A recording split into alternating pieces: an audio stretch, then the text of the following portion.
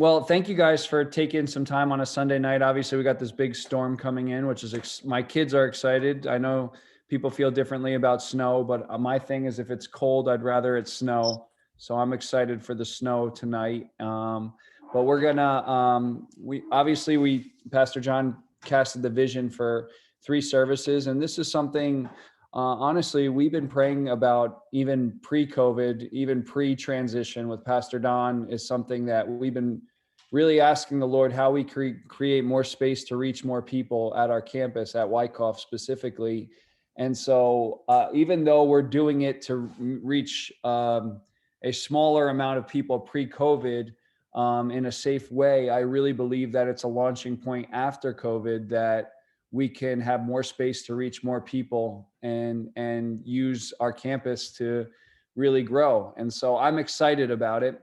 And I want you guys to know that we care about you and we care about your time, and we value what everyone on this call, as Pastor John shared before, is such a key part of what we do. In fact, we couldn't do what we do without you. It would actually be impossible. And so we value you. And when we talk in staff, we take your time and your energy into consideration. And we understand that we have to sow seed to reap, but we also understand that living where we live is a big thing, and we have, time is difficult. And so we want you to know that we've been thinking through those things as we expand to 3 services. How do we reach a lot of people? How do we add another service? And also, how do we do it without adding unnecessary time to everyone? How do we do it with maximizing, I guess, the time serving? So that's something that we are taking high into consideration. And I just want you to know that it will tweak it as it comes. So this will be a thing where we definitely want your feedback on, and if you feel like it's getting overbearing for you, the last thing we want to do is burn people out. And so I think it's important. A couple of things. First, we need more people to serve. So I would say the best way to get people to serve is actually not a pastor from the stage asking people, but there is such power in you as you're serving in your respective ministries, inviting people to join our serve teams. I know when you get personally invited, I know if I was, joining a new church and Ed came up to me and said, "Hey, I need you to help usher," which Ed has done many weeks to build his team. That is one of the best ways to build our teams, is through that personal invite. And I think that's going to be important moving forward, is that our teams get bigger. And so I'm going to pass it now off to Pastor Corey. And this is Pastor Corey's ministry is probably the one that's most affected by it. But Pastor Corey, can you just tell us maybe in just a few sentences kind of what your plan is for getting guys here, and then also releasing them after the 3rd service? Just let us know for that. And then after that, I'll pass it off to Liz and Jacob. You guys can just let us know about some of the volunteers that you guys need for kids as we start to launch that. And then finally, we'll get it back to the person who really runs this ship, Pastor Brielle, and can give us some logistics, which is great. So Pastor Corey, why don't you just tell us a little bit about what we got planned? Yeah. How's everybody doing tonight? Awesome. Well, we're so excited about launching this 3-service model. This is going to look a little bit different. I think the most different it's going to look is for the worship team. I think are really going to be the ones that are going to have the biggest change. So for us, our call time in the morning is going to be a little bit earlier. We're probably going to do about a 7 a.m. call time. So it won't be too drastically different than where we already have it. Some of the worship team members are already feeling it as I'm saying 7 a.m. call time. I see your faces. But a little bit different than what we normally do. Our last service, we're going to release you guys after that worship set. So it really won't look tremendously different for us. It'll probably be a similar release time that we have now. So we're really excited about it. Thank you guys so much for kind of being flexible and digging into this thing with us. It's really a tremendous point of growth for our church. We really believe this is a God thing. This is a really a really open door that the Lord is kind of giving us here. So we're excited about it. Thank you, Corey. Yeah, that's awesome. I'll speak for the production team as well. One of the things that we're going to be doing, and by the way, to our worship teams, thank you, thank you guys. You guys are heroes, and especially in this COVID time where we don't have our whole team back, and for a lot of you, even on this call, it's been serving multiple weeks in a row and really just standing in the gap. So thank you so much. Our production team, we're actually going to do something creative to help them. So we're going to do our first two services are going to be live broadcast, and then we're actually going to broadcast the 10 o'clock service for the 11:30, so that we won't have to have a full production team for our third service, which it creates two things for us. The first thing is that team will be able to be released at the same time that it's used to. So it won't be too taxing on that team. And then the exciting thing internally is our third service won't be broadcast. So we'll have a little bit of space in the 11:30. I don't have to be worried about saying something stupid and that it'll be online for the rest of my life, which is as a pastor, something you worry about every week, that you'll become an internet meme for the next 30 years. So I don't have to worry about that, which is exciting. And also our 11:30, just like the vision for that as your pastor. And I'm hoping that we can create a little more space in that service. Not much more, but just there'll be room if the Holy Spirit wants to do something. We're hoping that the 11:30 will have a little space for that to happen. So that, as far as production, it won't change much for you. You'll still be similar call time. I think it's about 15 minutes earlier, and then we will be releasing the team at the same time. So at this time, we're going to pass it off to Liz and Jacob. And why don't you guys just give us a little bit of an update on kids? Everyone. So, kids ministry is going well. A couple of praise reports to share with you guys. The kids are enjoying the lessons that we have. They're very much engaged. We're having a blast up there. We honestly are, and to just see the rooms on a weekly basis slowly being filled with more and more kids. Liz and I we're excited to see that. In addition to that, we have some up and coming things, some new and interesting things in the works. As of right now, we're trying to build upon a creative team to slowly getting to the point of filming ourselves and just improving upon the online community as well as in-person experiences. So definitely for any of you guys that are already serving within kids ministry, if you would like to be a part of that additional team, feel free to reach out to me. If you're not serving within kids ministry and you're very much creative, or you know people who are creative in storytelling and coming up with curriculum, anything like that, wacky ideas, feel free to send them my way as well as Liz. We are still, in order to fully open up everything within kids ministry, we are still looking for volunteers to help serve us.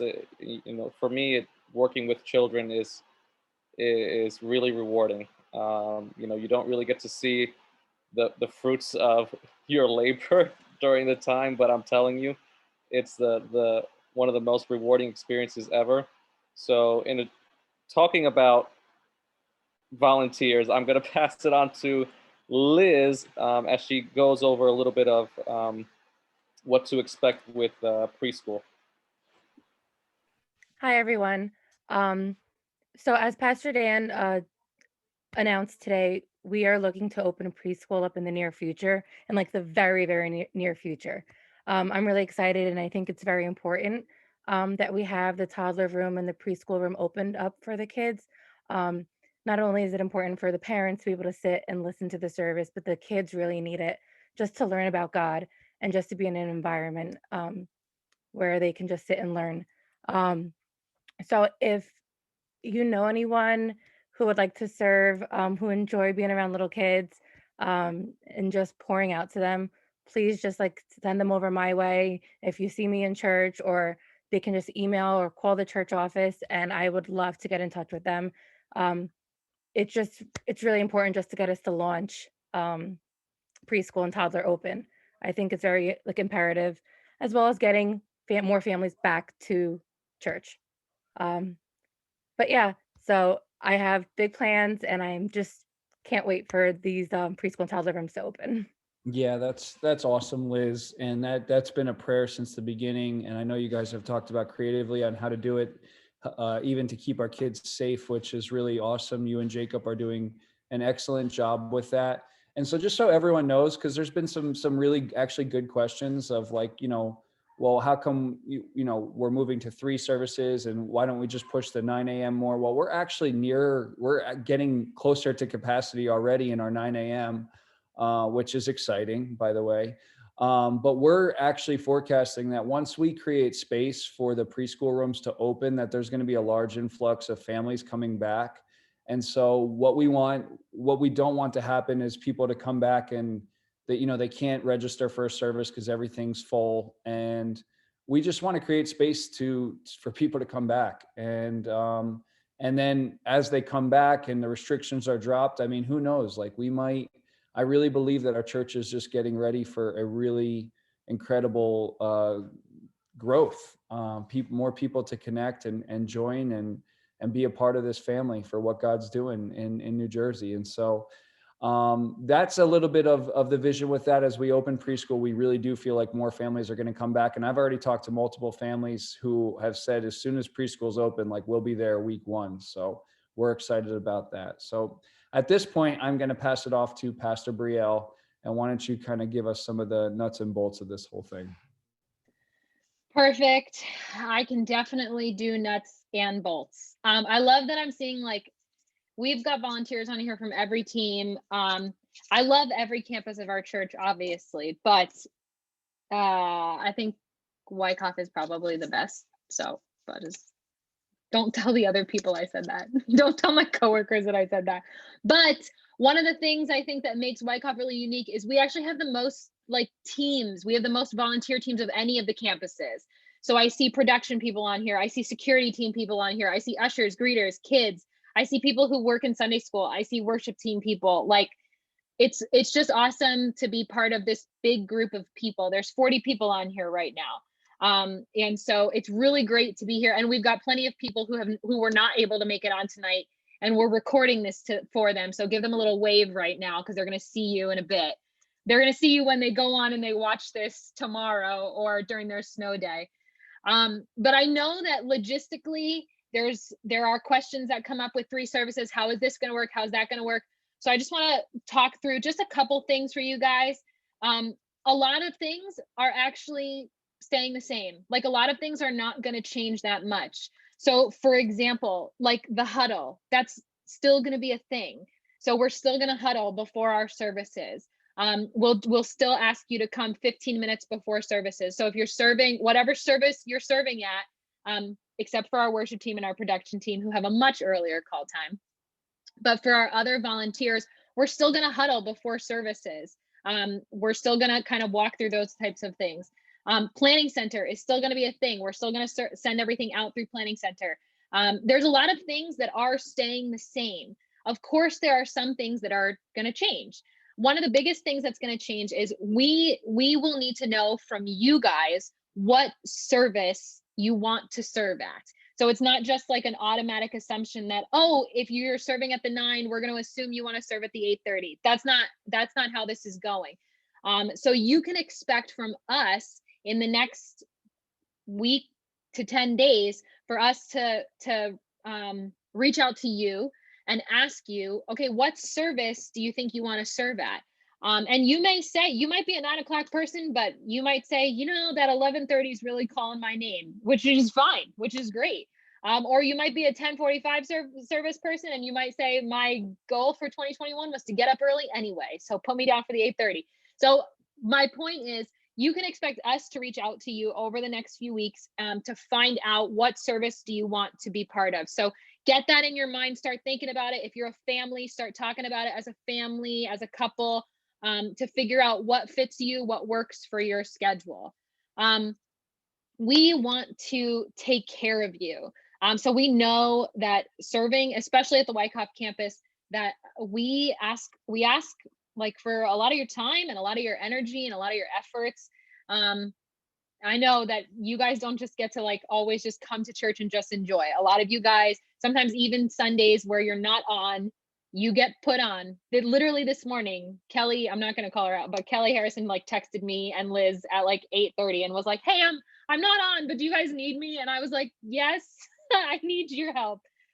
So you guys you already know how to do that kind of thing. You already know how to serve, but we want to take care of you as well. And we know that we're going to be asking for a little more of you guys in the next few weeks. And so you guys can expect, I don't want to give away too many things, but you can expect us to take care of you in different ways. So we're looking to put together our upper room has kind of become like a little bit of a green room for our worship team, but we're looking to turn that into more of like a volunteer space where you guys can come and where there'll be like just stuff for you in there. So some of those things we're trying to think about you guys in this whole process.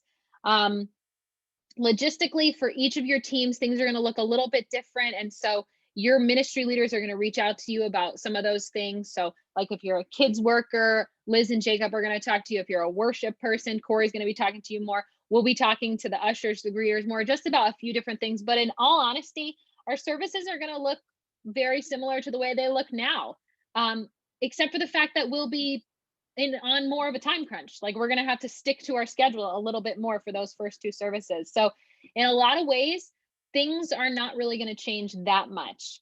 I do just want to let you know, it's not about numbers. We're not living by numbers, right? We're not looking to see our church grow in number. What we're actually looking to see is the word of God spread across our area and across our region. I don't remember what I was listening to a couple weeks ago, like a sermon or a podcast or something, but the pastor talked about how when you read the book of Acts, you hear numbers, but you actually, like in Acts chapter 2, it talks about how 3,000 were added to the church when Peter gave his Pentecost sermon. But you also hear over and over again this phrase of the word spread. The word spread. Paul went somewhere and the word spread. Timothy went somewhere and the word spread. Barnabas went somewhere and the word spread. We are trying to get the word to spread in our area. And I can tell you that just in the month of January, on January 3rd, which was the first Sunday of the month, we had a total of 252 people at our church that Sunday. Last Sunday, because I don't totally have the numbers for today, but last Sunday we had 385 people at our church. So in less than a month, we had over 130 people added into our services. So that's a combination of visitors who are coming, first-time guests, and also people who are starting to get more and more comfortable with the idea of coming back to church. So it's not about numbers, but what I just want to communicate is that it's not a decision that we're making because we think it's going to be fun or because we're just trying to make life a little more exciting. This is like, we have to do this. We have to do this, which is an amazing thing. It's an amazing, amazing thing to have to say. So those are just some of the logistics that we have. You can definitely expect us to be communicating with you a lot over the next week and a half. But yeah, Pastor Dan. Yeah, and I would just say to that as well, as we reach out to you guys individually, because of the time, like the way we've shrunk down time. So before our service would end around, our 9 o'clock would end around 10:05, 10:10, and then there would be literally almost 35 minutes in between service. We got rid of that. So it's obviously 8:30 and 10, there's going to be about 15 minutes in between. So it creates a little bit of a space to do more of the sit one, serve one model, where if you did want to serve at the beginning of the next service and then go home afterwards, like that's totally fine as we're building our teams and, waiting for more people to come to volunteer. As we reach out to you individually, if that fits your schedule, we're also working out how we're going to work in Sunday school. So we'll be communicating that to you guys as well. We're still working with our Sunday school leaders on what works best for them. of where they're going to land. I think right now it's trending towards the 10 a.m. service is where they're going to have that, but we're still working that out. But the point is if you can attend the 8:30 and then serve at the beginning of 10 and vice versa, there's so many different ways that we can work it now because all the services butt up against each other. So as we reach out to you individually, if that's something that you're willing to give us an extra 15 or 20 minutes on the end of a service to help with the next service, that would be fantastic. And that would really help our cause in building teams. So I think that's really the overall gist of everything. One of the things I know we're going to let the kids team stay on so that Liz and Jacob can go into that. So if you do serving kids, if you guys can give us a few more minutes, that would be great. But does anyone want to share anything before we kind of break off?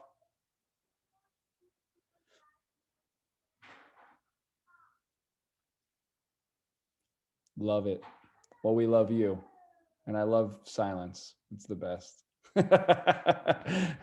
Well, can we unmute everyone, Brielle, before they leave and just, and then if you're on kids, just stay on.